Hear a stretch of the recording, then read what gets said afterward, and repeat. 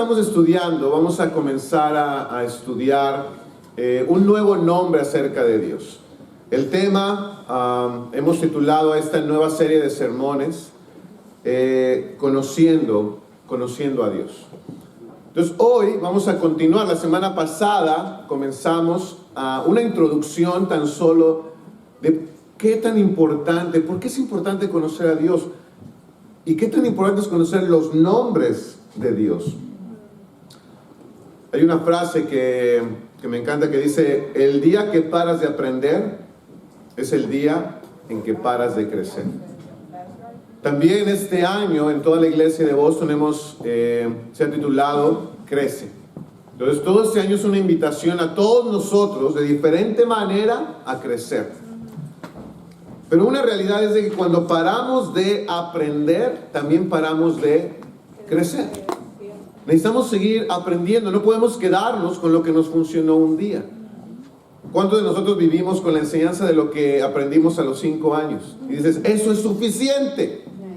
No, seguimos aprendiendo porque seguimos desarrollándonos. Entonces, una de las cosas más grandes de poder crecer es en conocer a nuestro Dios. Eso es nuestro anhelo en estos meses. Hay un escritor que hizo esta frase, dice: porque nadie puede saber por ti, nadie puede crecer por ti, nadie puede buscar por ti, nadie puede hacer por ti lo que tú mismo debes hacer.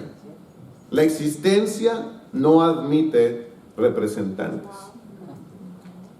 ¿O quién diría, me voy a casar con la mujer de mi vida, pero dices, bueno, es tanto compromiso que voy a tener un representante?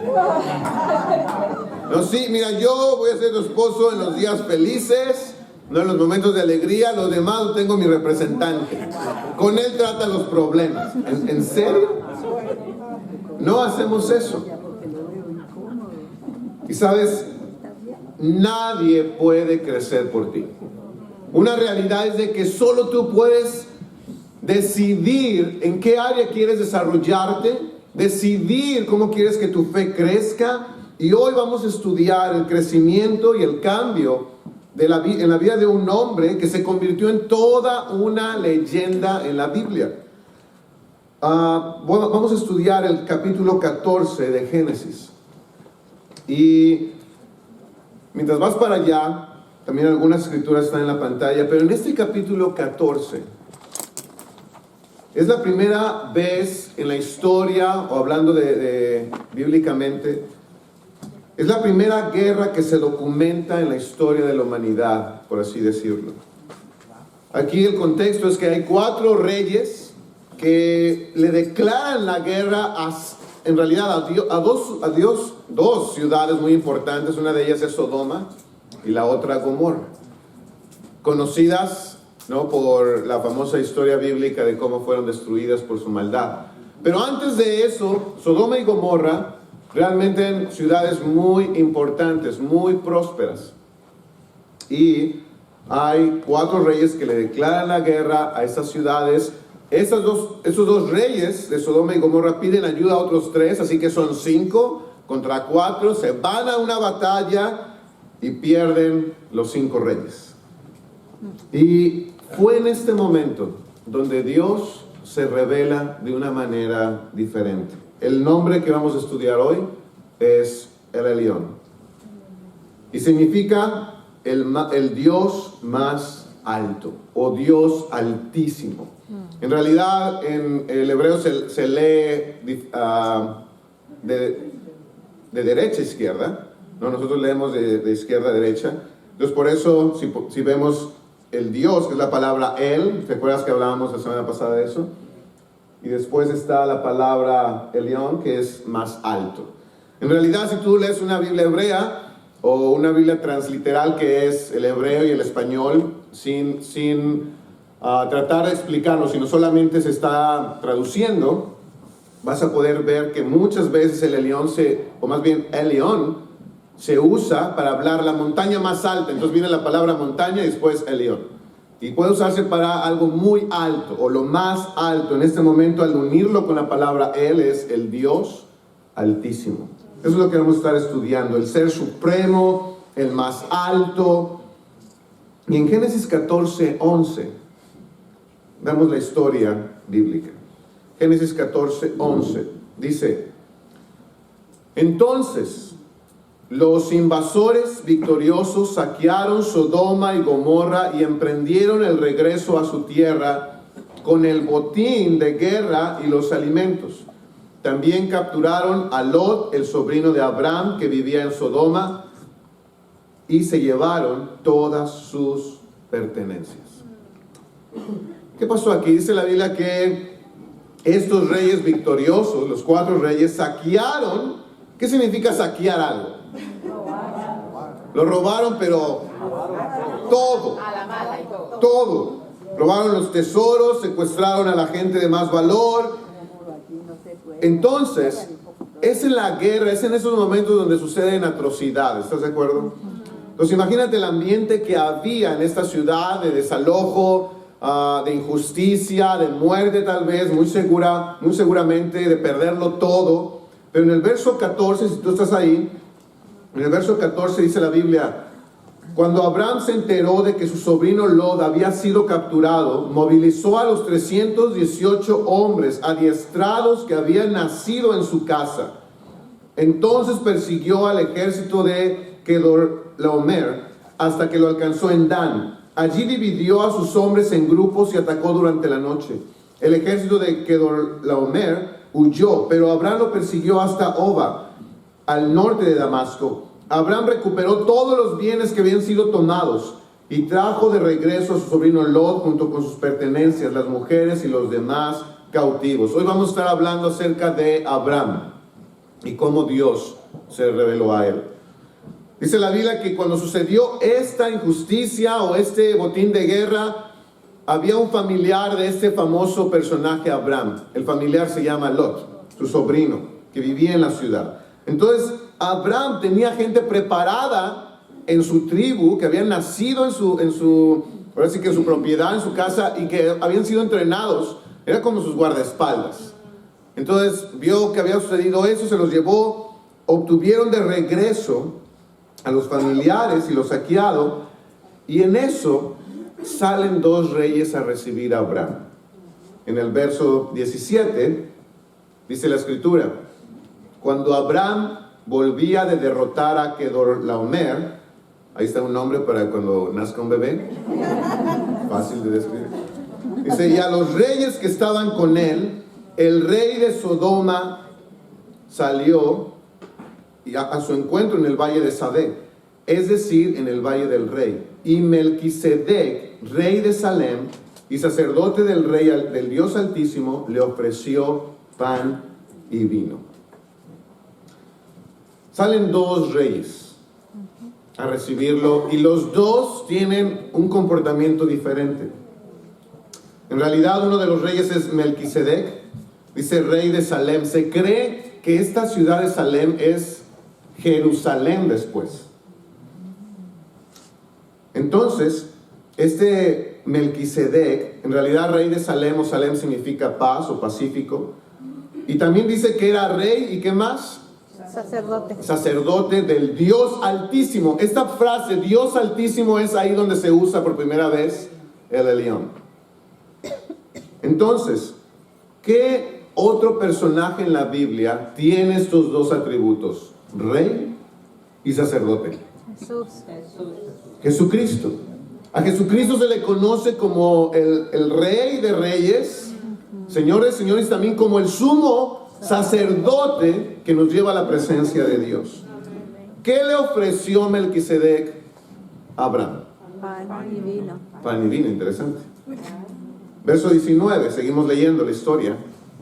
Dice: luego bendijo a Abraham con esas palabras: que el Dios Altísimo, o sea, era el león, creador del cielo y de la tierra, bendiga a Abraham. Bendito sea el Dios Altísimo, el león, que entregó en tus manos a tus enemigos. Entonces Abraham le dio el diezmo de todo. ¿Cuándo se le pidió el diezmo? No vemos que alguien le pidió, solo fue una respuesta inmediata hacia tal vez la bendición.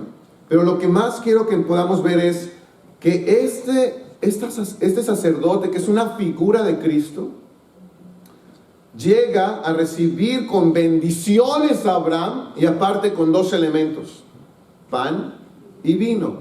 En la antigüedad, estas dos cosas eran significado de un pacto: el pan y el vino.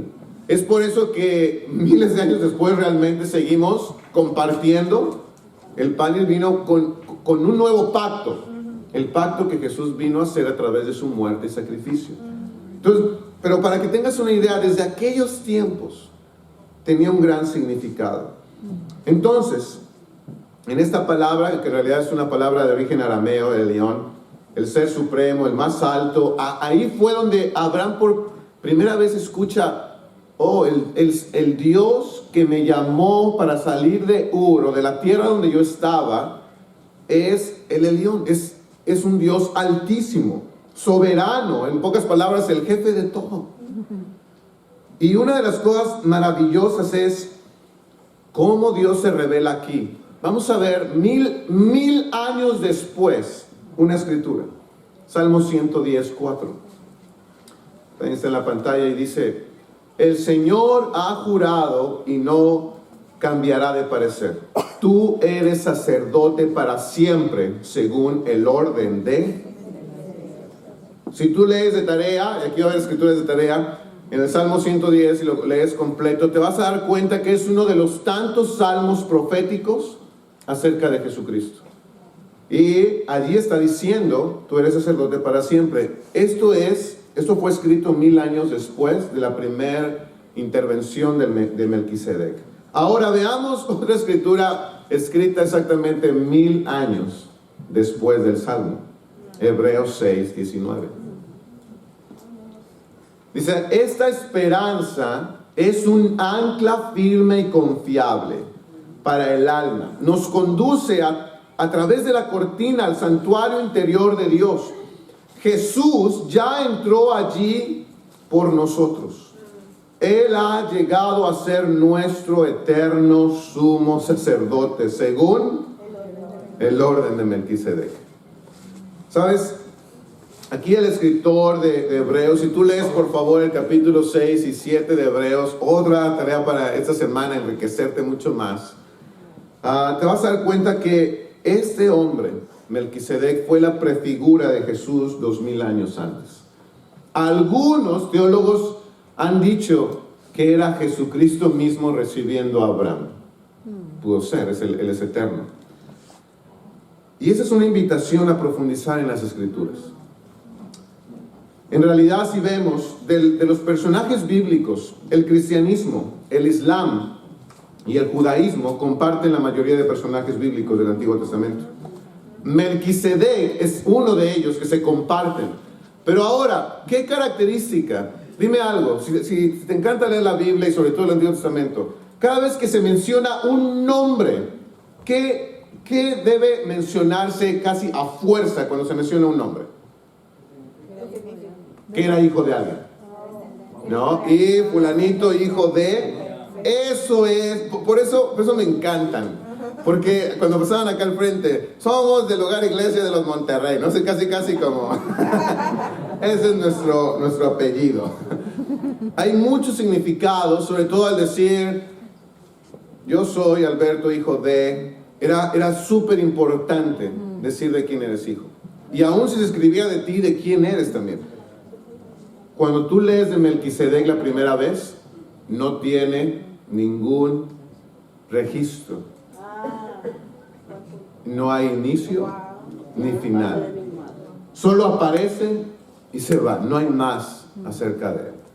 Es por eso que es tan emocionante pensar esta prefigura del rey sacerdote recibiendo y bendiciendo a Abraham y además haciendo un pacto con él.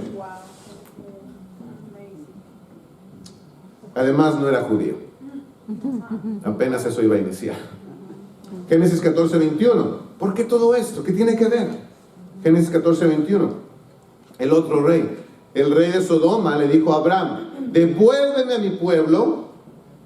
O sea, aquí no es ni por favor, ¿verdad? Pero devuélveme a mi pueblo, el cual fue capturado, pero puedes quedarte con todos los bienes que recuperaste. Vamos a ver la diferencia acerca de este rey. Este rey le exige algo y le ofrece otra cosa a Abraham. Y debemos recordar, lo que le está ofreciendo a Abraham no es una bolsa del supermercado. Le está ofreciendo los bienes de las dos ciudades más prósperas de aquella región. Joyas, ganado, armas, ropa, tesoros en oro, plata, diamantes. Le está ofreciendo bastante. Pero ¿cuál es la respuesta de Abraham? Génesis 14:22 dice: pero Abraham le contestó: he jurado por el Señor, el Dios Altísimo. Antes de Melquisedec, Abraham no se dirigía hacia Dios. Hoy tiene una revelación diferente y fresca de él. Y se agarra de ahí y dice: he jurado por el Elión, creador del cielo y de la tierra, que no tomaré nada de lo que es tuyo, ni siquiera un hilo, ni la correa de una sandalia. Así nunca podrás decir: yo hice rico a Abraham. ¿Sabes? Una de las cosas que más considero que ayudan muchísimo a la hora de enfrentar cualquier tentación es regocijarte y alegrarte en lo que descubres y que no quieres cambiar. Por ejemplo, cada vez que hay una tentación a nivel en el matrimonio, de adulterio, de engañar a la pareja, a menos que te regocijes en tu relación, va a ser muy difícil decir no a una aventura. Así es. A menos que te regocijes en que tú valoras, por ejemplo, la verdad, va a ser muy difícil que puedas decir no a la mentira. Necesitas alegrarte, necesitas ser algo muy importante para ti, mantener algo para no cambiarlo. Sí. Es esta manera en que Abraham puede decirle no a tener las riquezas de una de las ciudades sí más prósperas, pero más pecadoras de aquel tiempo. Poco después, Sodoma y Gomorra fueron destruidos como parte del juicio de Dios contra esas ciudades. ¿Por qué? Por todo el pecado que allí habitaba. Dentro de muchos de los pecados se incluirían pecados que hoy ya tomamos como algo normal, ¿no? Relaciones sexuales con el mismo sexo, mentira, injusticias. Y sabes, Abraham no quería tener nada que ver con eso. Y por eso él decía: me aferro a mi visión ahora de mi Dios, porque si Él es el Dios Altísimo, ¿sabes qué? Tú me ofreces esto, pero Él es el dueño del mundo. No voy a aceptar esto. ¿Qué tan importante es para aquellos que deseamos agradar a Dios? Sea que seas parte de una iglesia o no, pero quieres agradar a Dios o quieres tener fe en Él. ¿Qué tan importante es entonces conocerlo para aferrarte a Él? De otra manera va a ser muy difícil. Una de las cosas que tristemente se repiten en muchas generaciones de cristianos es aquellos que son parte de una iglesia, que cumplen los rituales de la iglesia, ya sea si piden el bautismo, ya sea si piden estudiar la Biblia, como nosotros creemos en eso, y es parte de un ritual bastante sagrado que la Escritura habla. Pero ¿qué tal aquellos que lo hacen, pero al mismo tiempo no logran decir no al rey de este mundo? Todos los días nos enfrentamos a dos reyes. Uno que sale a nuestro encuentro con bendiciones, con promesas y pactos eternos. Alguien que quiere de verdad mostrarnos y revelarnos más de Dios. ¿Y sabes quién es Él? Hoy es Jesucristo. Y la invitación al final de todo esto es: conócelo a Él, al estudiar las Escrituras, al profundizar en Él. Pero también hay otro rey que sale a nuestro encuentro y nos exige: dame tu tiempo, dame de ti y yo te voy a ofrecer riquezas, honra y gloria, por lo menos en este mundo.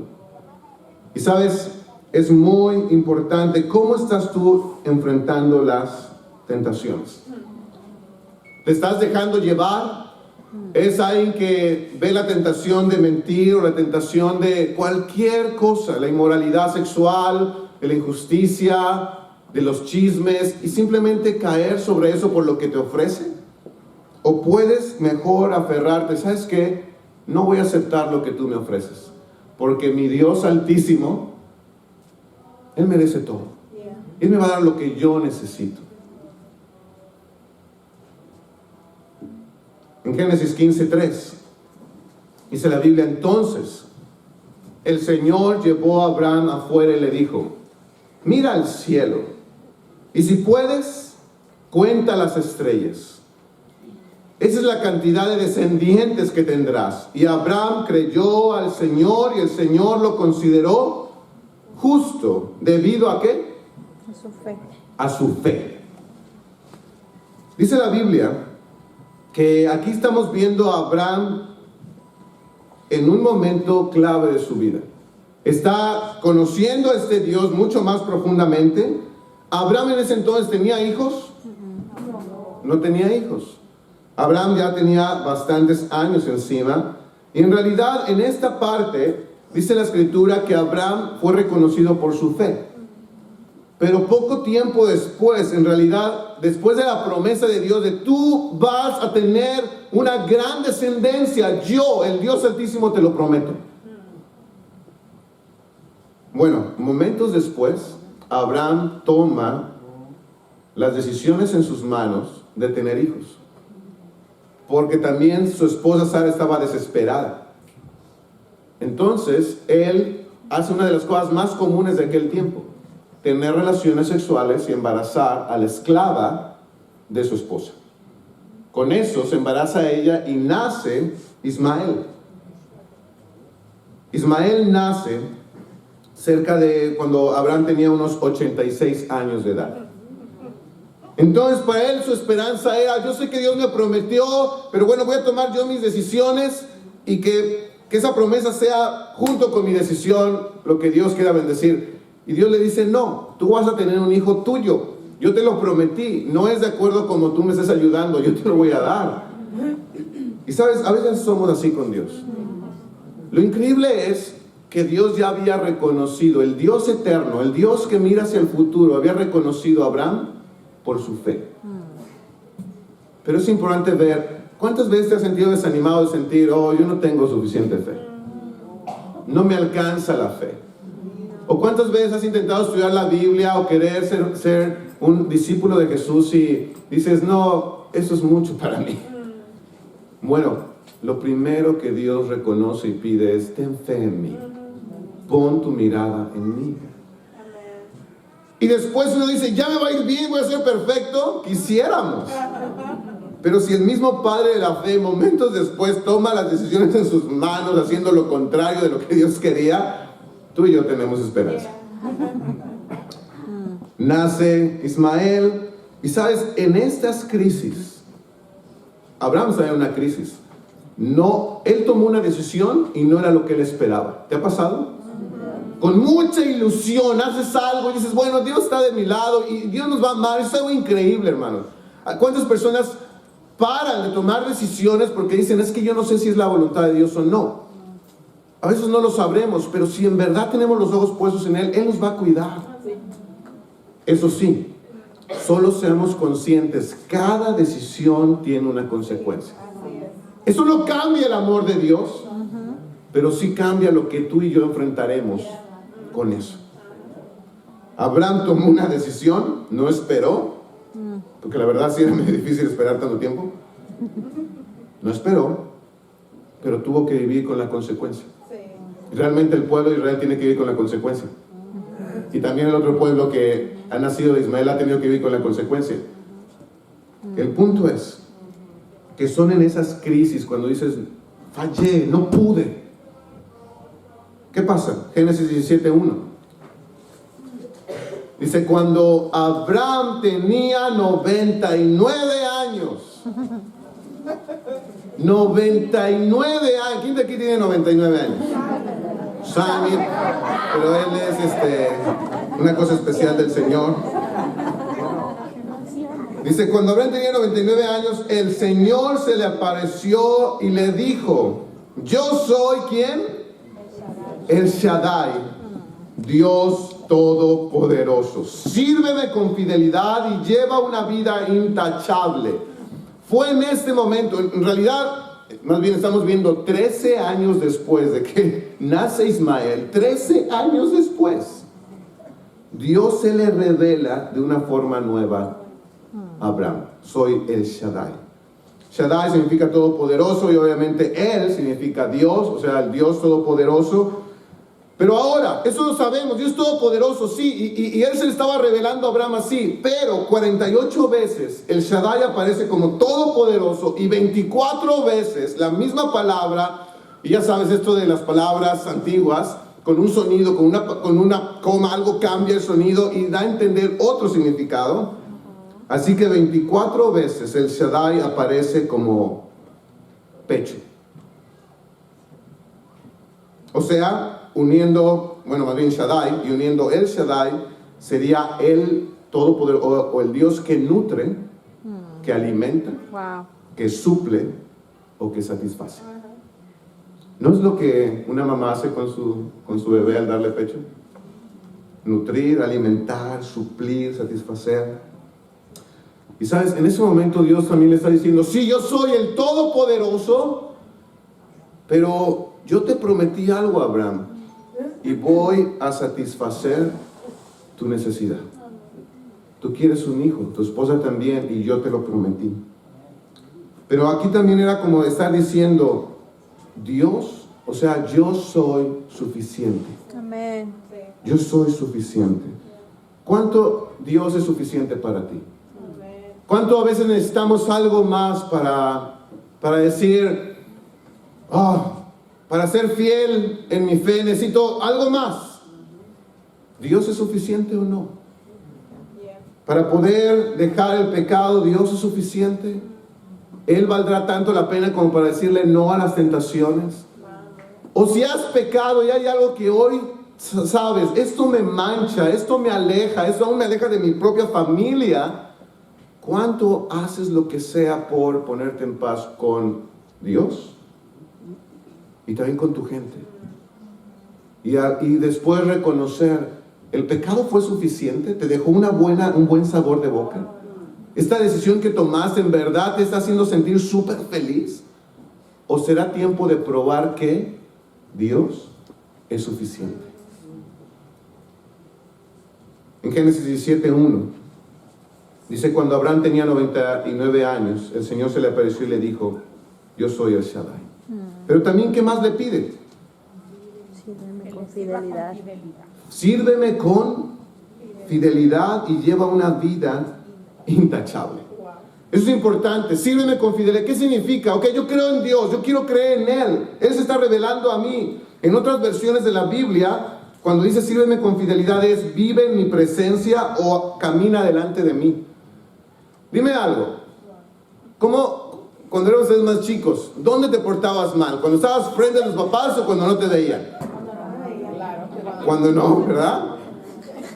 Entonces, o la mayoría de veces, algunos son más descarados, pero la mayoría de veces sí te preocupa cuando tus papás te veían. O cuando alguien te importa, no, aquí no voy a decir esto, ¿no? Por eso Dios le dice, anda delante de mí. ¿Sabes? Una de las cosas que cometemos un gran error es el decir, sobre todo cuando tenemos una conciencia de voy a la iglesia, o sea, pensamos, esa es la iglesia, o eso es un templo, hay que tener reverencia.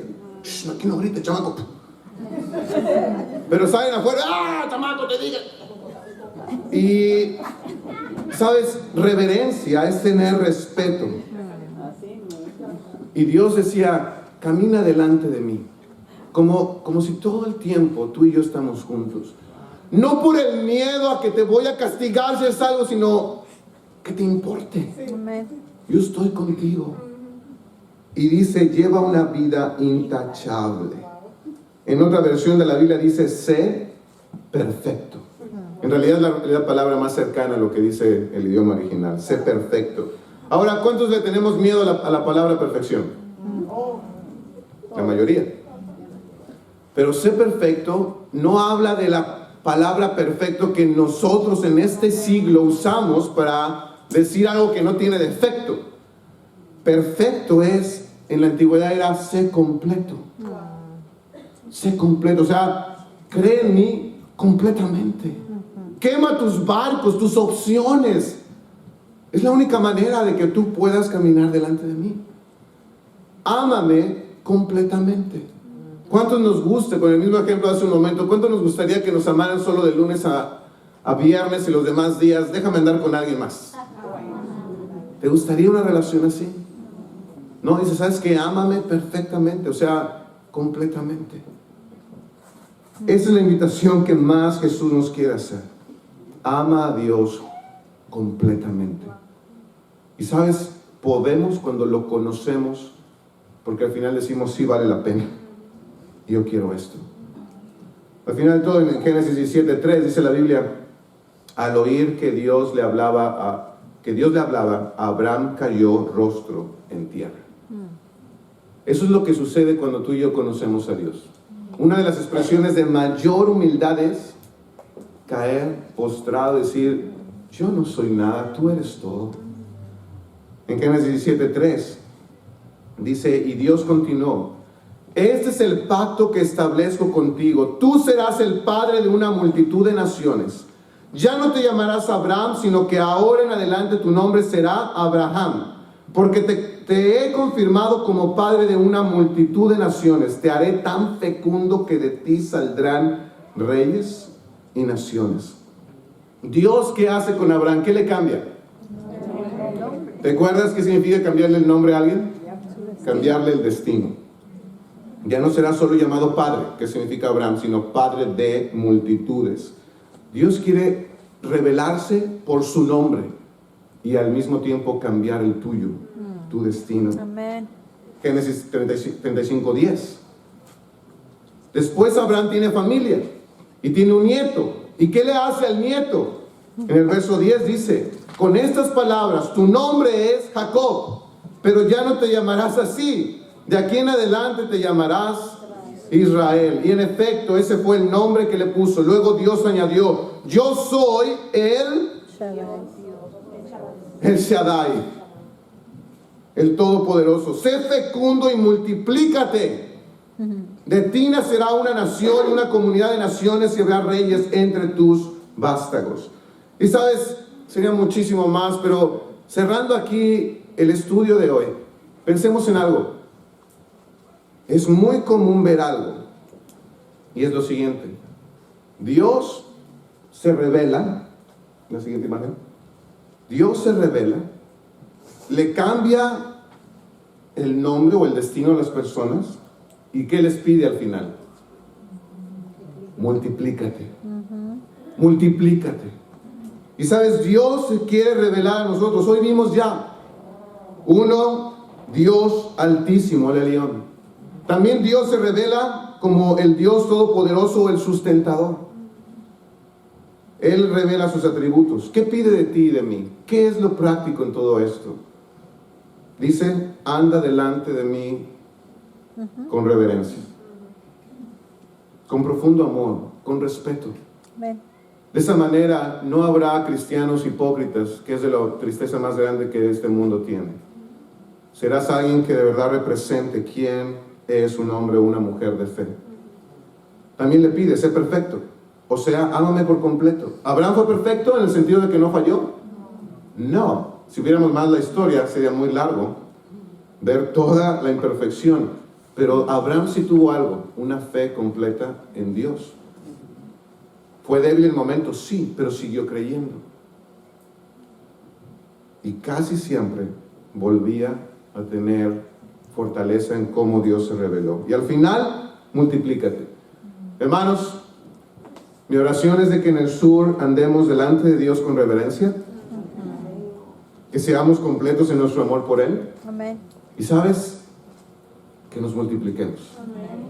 Que multipliquemos la fe, que otros amigos, vecinos, familiares, cualquier persona que nos topemos, en español porque está esa oportunidad, o en inglés porque al mismo tiempo hay un servicio allá en inglés. O sea, no hay pretexto para decir, ¿cómo evangelizo si en español no encuentro mucha gente? Hay mucha gente. Multiplícate. Eso es lo que Dios quería. Y recuerda, ¿por qué Dios llamó a Abraham al final? Dice, te voy a bendecir para que seas de bendición para otros. Amén. Cada domingo que estemos aquí o en cualquier lugar en el sur, yo te quiero animar, sé de bendición para otros. Trayendo a tus amigos a conocer su palabra, llevándolos a tu casa a estudiar la palabra, llevándolos a tomar un helado en el JP Lakes y estudiar la palabra. Sé de bendición para otros. Acompáñame a orar. Señor y Padre, qué especial es poder hoy estudiar tu palabra, Señor.